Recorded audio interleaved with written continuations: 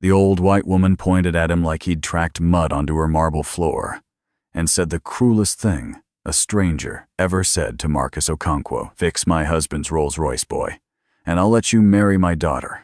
She smirked. Her diamond earrings caught the Georgia sun. Marcus stood there in his oil-stained blue coveralls, flashlight warm in his calloused hand. A 46-year-old black single father bent over the open engine of a 1965 Silver Cloud. He didn't flinch. He didn't answer, because he already knew the daughter watching from those steps. And Eleanor Ashworth had no idea who he was. Marcus Okonkwo was 46 years old, and he fixed cars that most people had quietly given up on. Not the new ones full of computers, though he could handle those when a customer pushed him into it. He meant the old ones, the pre-war Bentleys, with their hand-stitched leather, the mid-century Rolls-Royces, built in an era when craftsmen still signed their work somewhere invisible. The big American luxury machines from the 50s and 60s, assembled by men who were all in the ground now. It was a dying trade. Across the country, there were maybe a few hundred mechanics left who could do it the right way, and the number shrank every year. His father had taught him in a one-bay garage in a small Alabama town, with a dirt lot and a hand-painted sign and a Coca-Cola cooler that wheezed in the corner. His father's hands were in everything Marcus knew how to do. Sometimes, bent over an engine, he would close his eyes and swear the hands moving the wrench were not his own. His father had also taught him another thing, though never with words. The summer Marcus turned 11, the two of them had walked into a roadside cafe after a long day on a tow call, and the waitress had looked at them and then looked past them, and a man behind the counter had said, very politely, that the kitchen was closed. The kitchen was not closed. Marcus had watched a white family receive plates of meatloaf. 10 minutes later, his father had paid for their 2 coffees, tipped the waitress $1, and walked his son back to the truck without a single word. The silence on the ride home had taught Marcus more about what kind of man to be than any sermon ever did. He worked alone now, out of a shop on the edge of Savannah, Georgia. Concrete floor swept twice a day. The smell of motor oil and old leather that had become so much the smell of his own life that he could no longer detect it. His wife Grace had died 5 years ago. It had not been sudden. It had been the long kind of dying, the kind that gives you months to say everything and somehow leaves you certain you said nothing right. Grace had looked at him one afternoon near the end, clear-eyed the way she got when the morphine was wearing off, and she had said the thing that still sat inside his chest like a nail that had never been pulled. "Marcus, baby, you can fix anything with a bolt in it, but you let the things that actually matter rust. You will rebuild a stranger's engine for a month, and you will not have one honest conversation with your own son." He had told her she was being unfair. She had smiled at him the way you smile at a person who is going to understand you eventually, just not in time for it to do either of you any good. Their son Daniel was 22 now, the first Okonkwo who had ever finished college. Business degree, up in Atlanta. Walked the stage in May. On the Monday, before the Ashworth call came in, Marcus had been under a 1948 Bentley when his phone buzzed on the bench. Daniel's name on the screen. He had stood up, wiped his hands on a shop rag, watched the phone vibrate for 4 long rings, and let it go to voicemail. Then he had stood there in the middle of the shop, in the silence after, until the buzzing was completely gone. The call from the Ashworth estate came in on a Tuesday afternoon, the 2nd week of October. A lawyer's voice, very smooth, very careful, the kind of voice that bills its clients in 15-minute increments. Mrs. Eleanor Ashworth had a vehicle in need of restoration.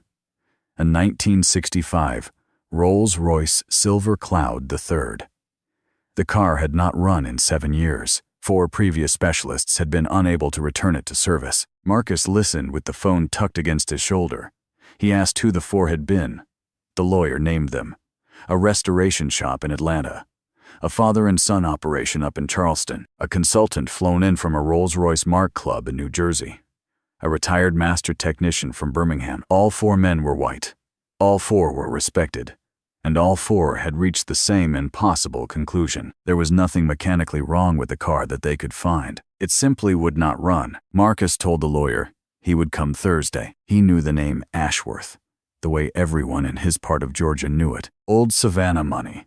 The kind that had a pew with a brass plate at the cathedral, a wing of the children's hospital, and 3 centuries of opinions about precisely who belonged where and beside whom. He had read the name in the society pages for 30 years, and he knew it for one other reason, a private one he had not spoken out loud in more than 2 decades, and did not intend to start speaking now. Thursday morning he loaded his diagnostic kit into the bed of his pickup and turned in at a gate that bore no number. Only the small initial A worked into the iron. The drive was crushed oyster shell, and the live oaks on either side were so old their branches had grown down to touch the ground and bent back up again. Spanish moss hung off them like gray lace. He pulled around the last curve, and the house came into view. White limestone, 4 stories, a portico with columns thick as cypress trunks. Standing at the top of the front steps was a thin black man in a black jacket and white gloves, with the careful posture of someone who had spent decades being invisible in rooms that required him. A delivery van was already parked in the front courtyard. A white electrician in a backwards baseball cap was carrying a coil of wire up the front steps. The butler did not stop him. The butler stopped Marcus. He stepped down to the truck window with a polite, practiced smile and said, in a soft voice, "Sir, deliveries and the trades enter by the side. The service drive runs around to the carriage house. If you follow the gravel to the left, you will see the door." He did not look at the electrician on the steps. He did not need to. They both understood, the butler and Marcus, the precise contour of what was being said and what was not. Marcus felt his jaw set, hard as cast iron. He nodded once, put the truck in gear, and drove the long way around. Halfway up the rear service drive, he glanced up at the house. A woman was standing at a second-floor window, looking down. He could not see her face clearly, only the still shape of her, hands folded, watching his truck. The shape held there long enough that he felt it, then it moved away from the glass. He did not know her. She did not know him.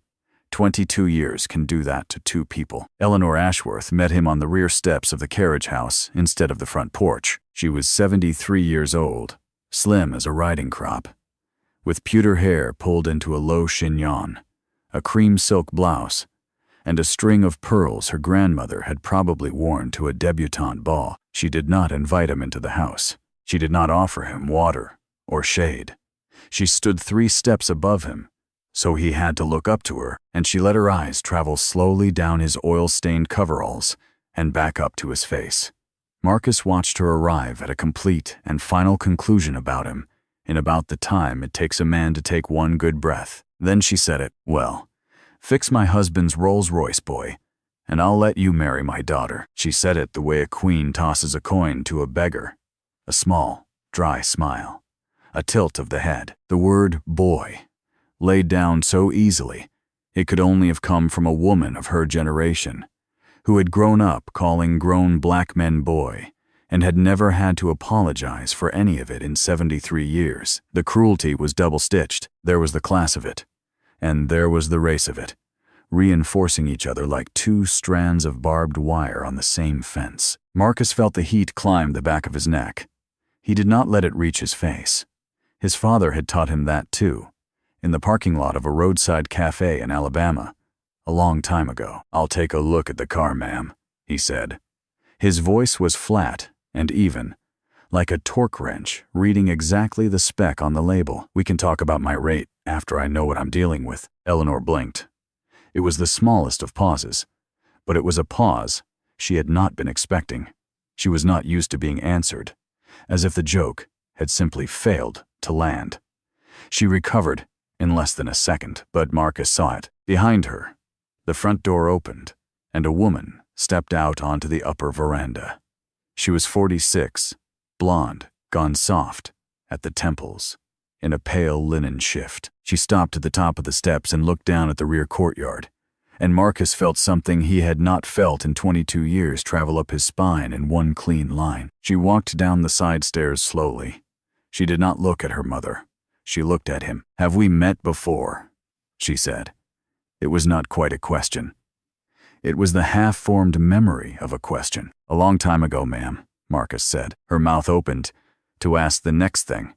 He looked away first, on purpose, and turned to follow Eleanor toward the carriage house. Eleanor swung the heavy door open. The silver cloud sat in the middle of the bay, under a fitted cover. When she drew the cover back, Marcus felt the small private thing he always felt with these old machines: reverence. A small bow in the spine. The car was midnight blue. The spirit of ecstasy on the nose leaned into a wind that had stopped blowing 7 years ago. The tires had gone flat and square at the bottom from sitting. "My husband loved this car more than he loved most people," Eleanor said quietly. 4 experts could not bring it back. They told me it was being difficult on purpose, as though a car could be. Marcus laid his open palm on the cool metal of the hood. The carriage house was still, but the metal seemed to hum under his hand, like something holding a breath it had been holding for a very long time. His father had a saying: "A car that should run and doesn't is not a mystery. It's a message. Your job is to get quiet enough to hear what." The first week, he did exactly what the 4 other men must have done. You start with the obvious. He went through the fuel system, the ignition, the electrical, the carburetors. The more he looked, the stranger it became, because the car was magnificent. Charles Ashworth had maintained it with real love right up until the month he died. The fuel lines were clean. The wiring was sound. There was no rot, no rodent damage. He pulled the plugs, and they were good. He ran a compression test, and the numbers came back on all 6 cylinders, strong and even, like 6 notes of music played in tune. There was spark. There was fuel in the tank. Old, but not yet turned to varnish. By every measurement Marcus knew how to take, and he knew how to take a great many. That car should have started on the 2nd crank. It would not so much as cough. While he worked, a memory kept finding him. 22 years ago, he had been a younger man, the same height and roughly the same weight he was now, but with no gray and a far easier laugh. He had been working the floor at a restoration shop on the south side of Savannah, finishing the trade his father had half taught him, and a young woman named Catherine Ashworth had begun bringing in a temperamental little British racing green MG Roadster that her father had given her for her 21st birthday. The MG was always needing something. She had been 24 years old. He had been 24 years old. She was an Ashworth. He was a mechanic's son with grease worked into the lines of his knuckles. By every rule of how Savannah was built and how Savannah worked, absolutely nothing was supposed to happen between them. But she had lingered. That was how it had started. She would drop the MG off, and then she would not leave. She would lean on the fender in the long Georgia afternoon and ask him real questions. "How does this work? Why did you do it that way and not the other way? What made you fall in love with this?" And he had answered her, because no one had ever asked him those things as if they actually wanted to know. It had lasted 1 summer. They had thought they were careful. For 3 months he had believed, with the particular stupidity of being 24 and in love, that the rules did not apply to them. Then Eleanor had found out, and a week after that, a soft-spoken lawyer had come to the shop and reminded Marcus, very gently, that he had a future to think about, and that Catherine had a future, and that the 2 futures did not intersect, and never would. A month later, Catherine had been sent to relatives in Virginia. He had written 1 letter. He did not know if she had ever received it. He came back to the present, standing beside the silver cloud, with a vacuum gauge in his hand, and he heard the side door of the carriage house creak open. Catherine stepped inside, carrying a tall glass of sweet tea, beaded with condensation. She set it on the workbench, without a word. She stood in the doorway, watching him work. 10 minutes, maybe more. Neither of them spoke. Marcus did not turn around. He felt her shadow shorten on the concrete floor as the afternoon sun shifted, and he kept his eyes on the engine, because if he turned, he would break, and he had not given himself permission to break in years. Eventually, her shadow withdrew. The door clicked shut. The tea sat sweating on the bench until the ice melted clean. By the end of the first week, Marcus had reached exactly where the 4 other men must have reached. The edge of the explainable. He could have written his diagnostic invoice, told Eleanor he was sorry, but the fault was not findable, and driven back to Savannah, a poorer man and a wiser one. There is no shame in admitting that a machine has outsmarted you, but his father's saying kept coming back to him in the cold of the carriage house. Not as advice, as an instruction. So on Monday morning of the 2nd week, he changed his approach. He stopped, trying to make the car start. He put down the diagnostic computer and the multimeter and the timing light, and he laid his hands on the engine, and he started listening. It took 2 days. He read the car the way a man reads a long letter from someone he loves.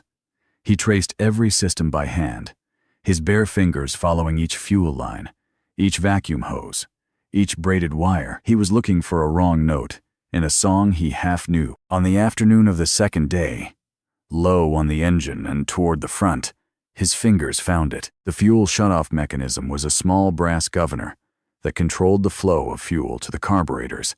This one had not failed. This one had been set. Someone had reached in with a small wrench and adjusted it so that it sat almost, but not quite, closed. Just enough that fuel would seem to be available, and yet never quite arrive in the volume the engine needed to fire. No single component was faulty. They had simply been told, by a knowing hand, to work against one another. Marcus sat back on his heels on the cold concrete and felt the hair lift on his forearms. There was a world of difference between a part that had failed and a part that had been set. A failure was random, but this was a decision. Someone had made certain that it would never run again, in a way that would read to any honest mechanic as a phantom fault. There was exactly one person on this earth who had known the Silver Cloud well enough to do that. The man who had died the same month it had stopped running. Charles Ashworth had disabled his own beloved car, on purpose, with his own hands, as one of the last things he had ever done. Marcus was still sitting on his heels when the side door of the carriage house creaked open again. Catherine came in without speaking.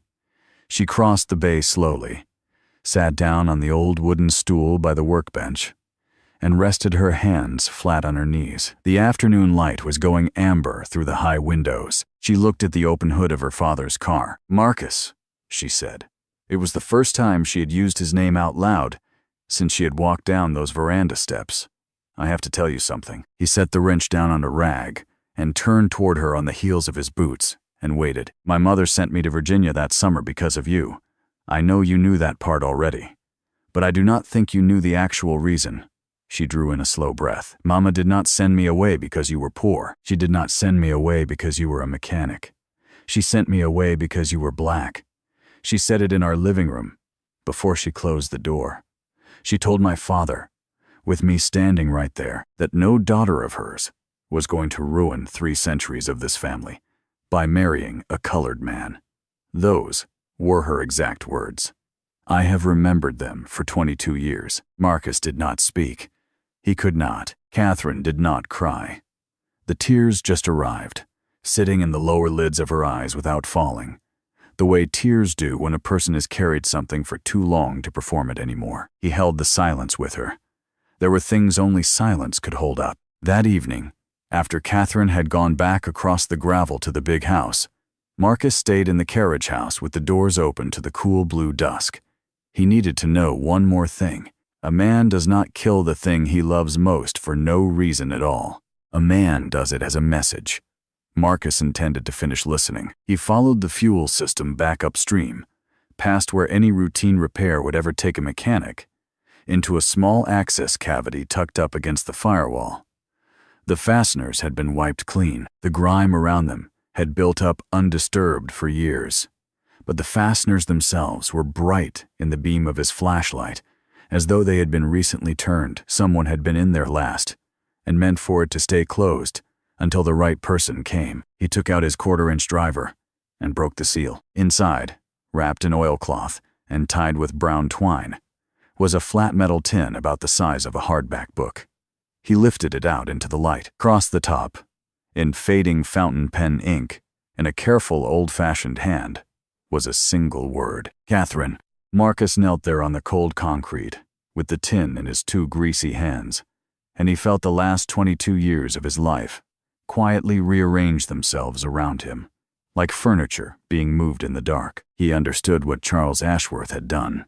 Charles had hidden a letter to his daughter inside the one object on this earth that he knew his family would never throw away. He had locked it inside a machine that only a true craftsman could reach, and to make sure someone would one day have to dig this deep, Charles had reached in and stopped the car from running. The dead car was not broken. It was a locked box. The broken engine was the lock, and the key was a kind of person, not a kind of tool. Marcus did not open the tin. It was not his to open. He carried it carefully across the courtyard in the falling light and asked the butler if Mrs. Ashworth could see him. He found Eleanor in the garden room, sitting in a wicker chair with a book of poems on her lap that she clearly had not been reading. He held the tin against his chest, where she could see the name on it, but not yet touch it. He asked her, as gently as he knew how, whether her daughter Catherine was still living. The question went through Eleanor like a current. He watched her shoulders flinch under the silk. "She is in Charleston," Eleanor said. Her voice was very level. "We are not close. We have not spoken in some years." "Since Mr. Ashworth passed?" Marcus asked. "Before that." She did not elaborate. Marcus could read the shape of a long, quiet feud in the set of her jaw. He told her then that he had found something inside the car, that it had her daughter's name on it, written in her late husband's hand, hidden where only the restoration itself could have found it, and that he believed Mr. Ashworth had meant it to travel to Catherine by exactly this road. Eleanor's first instinct was that of a woman who had spent 7 decades controlling everything within reach. She put out her hand for the tin, palm up, an old habit of command. Marcus did not give it to her. He said, as respectfully as he knew how, that he was not the man who would overrule the last careful plan of a man on his deathbed. For a long moment, those pale, unbending eyes held him, and then something cracked, very faintly, at the edge of them, the kind of hairline crack he spent his life finding in cast iron. Her hand lowered. She looked down at her lap, and she said, almost to herself, "Charles always did love that girl more than he loved me, especially at the end." It took Marcus 3 days to find a current telephone number for Catherine Ashworth. She had remarried briefly and gone back to her own name after the divorce. He finally got the number through a parts supplier in Mount Pleasant. He sat in the cab of his pickup outside his shop on a Wednesday evening and dialed it. A woman's voice answered. "Hello, Catherine," he said. "This is Marcus Okonkwo." The silence on the line was so long he thought she had hung up. He pulled the phone away from his ear to check. The call was still connected. Then, into that silence, she said one word. "Marcus." Just that. Just his name. The way a person says a name they have not allowed themselves to say out loud in a very long time. She drove up from Charleston that Saturday morning. He was already in the carriage house when she arrived. He heard the gravel under her tires, then her footsteps on the brick apron, then on the wooden threshold. He did not turn around. His hands were on a wrench, and he kept them there. There was a long pause. Then he heard her draw in a small, broken breath, and he heard her laugh and start to cry at the same time, the way a person does when a memory walks into a room and reveals itself to have been physically real all along. He turned. She was standing there with one hand pressed flat over her mouth. They were both 46. The girl of 24 was not in the room. The woman she had become was, but the way she was looking at him in his coveralls, in his exact place beside an open hood, was the way she had looked at him a lifetime ago, and Marcus understood that whatever had been real between them that summer had not actually died. It had only been doing what the car had been doing, waiting. He picked up the tin and crossed the bay to her and put it in her hands. He told her where he had found it and what he had worked out about why. Then he stepped out into the courtyard, pulled the door most of the way closed, and stood under the live oaks and let her read her father's letter alone. She came out almost an hour later. Her eyes were swollen. She was holding the open letter against her chest, the way a person holds something against the wind. She told him what it said. Not all of it.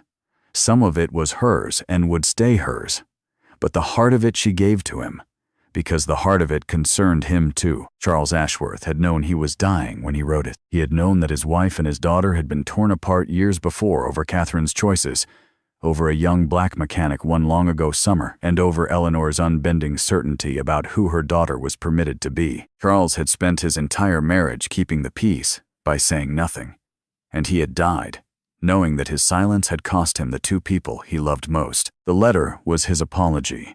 A dying man telling his daughter in ink the things he had been too much of a coward to say with his own voice, that he had been wrong to stay silent, that he had loved her exactly as she was, that he was so deeply sorry, and that he hoped, Whoever found this would have the decency to carry it to her. There was one line, Catherine said, that she wanted Marcus to hear in her father's words, not in hers. She read it aloud, standing in the courtyard with the light coming down through the live oaks. I could not mend what I broke while I was alive. So I have hidden this inside the one thing I trust to outlast me, and I will let a better man's hands carry it the rest of the way. A better man's hands. Charles had been dead 7 years before Marcus ever laid a finger on the silver cloud. And somehow, across all that time, a man Marcus had never met had written a part into his last act for a stranger to come along, in his own good time, and play. Catherine took the letter to her mother that same evening. Marcus was not in the room.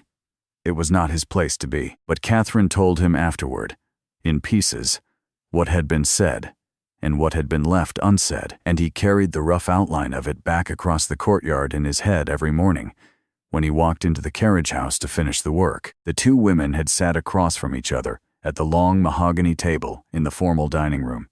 Eleanor had insisted on the formal dining room, perhaps because she did not know how else to receive a thing of this size. The letter had been placed flat on the table between them, like a third person who had finally decided to tell the truth out loud after sitting silent at every meal for 22 years. Eleanor had read it twice, the first time in tight, controlled silence, the second time more slowly. When she had finished, she had taken off her reading glasses, folded them, set them down on the polished wood, and begun to weep. Marcus would have bet his entire shop, his tools, his pickup, and his good name that Eleanor Ashworth did not have any tears left anywhere inside her. He would have lost. She had wept for a long time without making any sound at all, which was the worst kind of weeping. And then she had said the thing Catherine had spent her entire adult life waiting to hear, and had long ago stopped expecting. I am sorry. It was not, in the first instance, for the letter. It was not even, in the first instance, for the years of silence. It was for the original wound under all of those years. If he had been white, Eleanor had said, looking down at her own hands on the table, if your young man that summer had been a poor white boy from a poor white family, I think I would have made it difficult for you for a few months. I would have sent him warning letters. I would have introduced you to suitable boys at the country club. I would have made his life hard enough that he eventually walked away on his own, but I would not have moved heaven and earth to destroy it. I would not have called a lawyer. I would not have shipped you out of the state in a week. I did all of that because he was black. I did all of that because I could not bear the thought. And I want you to know that I have known for some time now that this made me a smaller and uglier woman than I was raised to believe I was. And I am sorry. I am so sorry. Catherine had not answered for a long time. There was nothing fast you could answer such a sentence with. In the carriage house the next morning, while Marcus undid what Charles had so carefully done, removing the small, deliberate adjustment from the fuel shutoff and restoring the brass governor to true, Catherine sat in the passenger seat of the Silver Cloud with the door open and her bare feet up on the running board.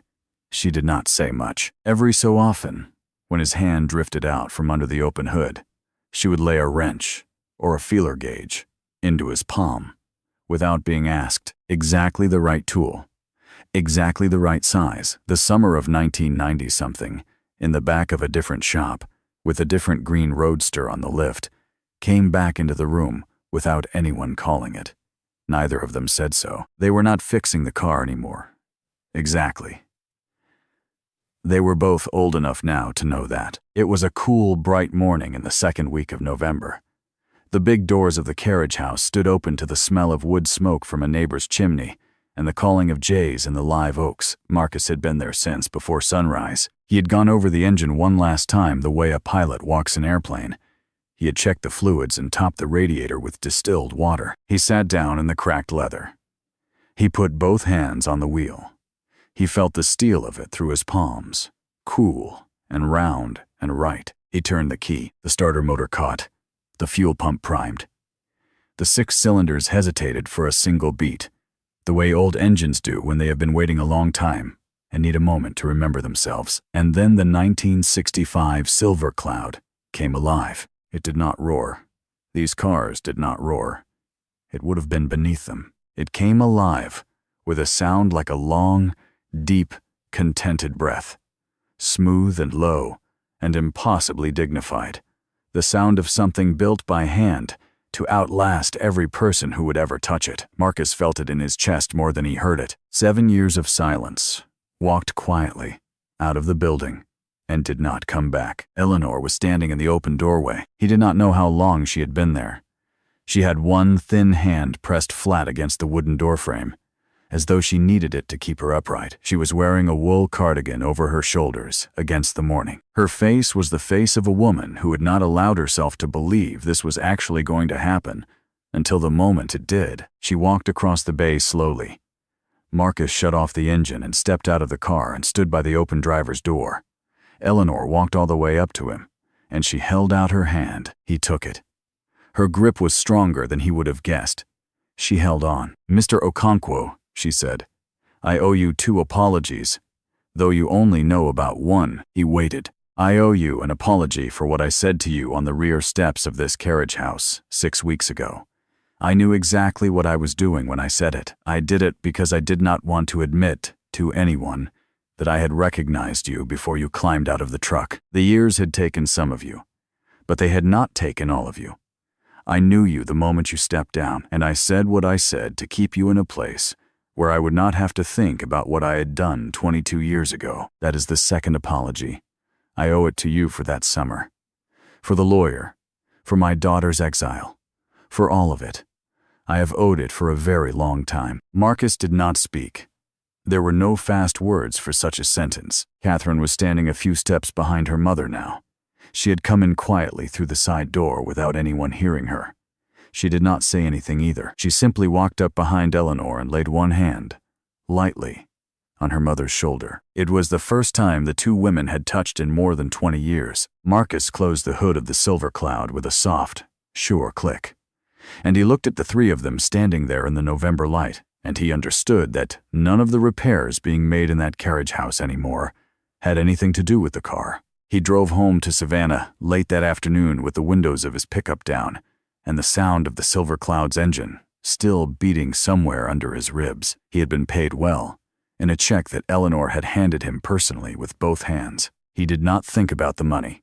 He thought about Charles Ashworth. He thought about a man who had kept the peace in his own house his entire life by saying nothing. A man so afraid of his wife's disapproval that he had let his daughter be exiled, rather than say the simple sentence he could have said. A man who had died with that silence still lodged in his throat. A man who, in the last weeks of his life, had been reduced to hiding his apology inside an engine and praying that a stranger would deliver it after he was gone. And then Marcus thought about Grace. In a hospital bed in Savannah, 5 years ago, his wife had looked at him and told him that he would rebuild a stranger's engine for a month and not have one honest conversation with his own son. He had told her she was being unfair.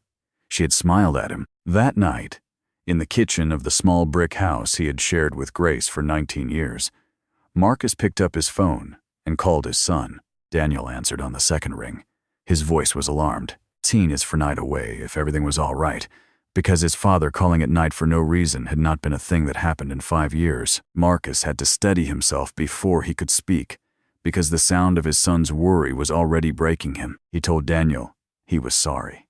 He told him he had vanished into the work after Grace died, and that he had left his boy alone inside his own grief, because he had no idea how to be inside his own. He told Daniel he was proud of him, proud of the degree, proud of the man he had become, proud in a way he had been feeling for years and had never managed to push out through his mouth. There was a long silence on the line, and then Daniel said, in a voice that was not quite steady, "I have been waiting a long time to hear that, Dad." They talked for 2 hours, the first honest 2 hours they had had in 5 years. Daniel was coming down to Savannah the following month, and the 2 of them were going to find a cheap old car and fix it together in the shop. Not because either of them needed a car, because they both needed the hours next to each other. Charles Ashworth had hidden his apology inside an engine because he had run out of time to deliver it himself. Marcus was not out of time. His son was 1 phone call away, and he had been treating it for 5 long years like it was the hardest repair in the world.